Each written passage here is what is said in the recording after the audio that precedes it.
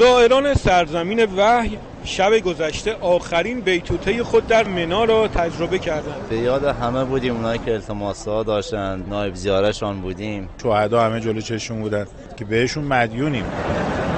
آخرین رمی جمرات سگانه صبح 12 ذوالحجه است. در این مرحله زائران 21 سنگ به نماد شیطان میزنند. یعنی سنگ زدن به نفس خدا انسان. انشاءالله که وقتی میریم همه شیطان ازمون دور بشن. شیطان واقعی زمان ما آمریکا و اسرائیلن که الان اینقدر دارن کودکای غزه و کودکای فلسطین رو میکشن.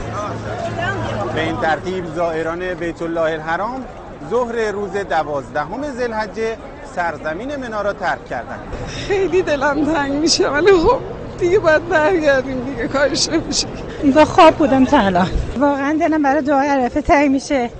با انجام طواف و سعی صفا و مروه، اعمال زائران در حج تمتع 1404 به پایان میرسد. سبحانك یا لا اله الا انت. احساس زایش و نو شدن داره. احساس میکنه که مثل درختی که هرس شده.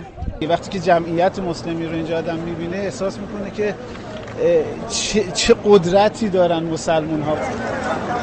حجاج مدینه قبلی آماده بازگشت به کشورند و مدینه بعدی ها نیز راهی شهر پیامبر میشوند. به وسیله قطار زائرین مدینه بعد دیگه اعزامشون از صبح روز سه‌شنبه شروع میشه و خوشبختانه امسال چند تا اتفاق خوب افتاد. واقعیتش که یکیش این بود که ما ساعت تردد زائرینمون یه 3-4 ساعت جلوتر افتاد.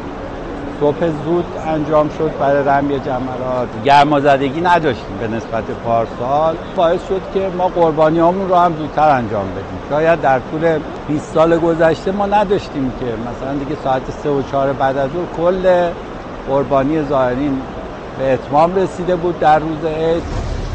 بر اساس اعلام سازمان حج و زیارت عملیات بازگشت حجاج ایرانی از 21 خرداد آغاز می شود.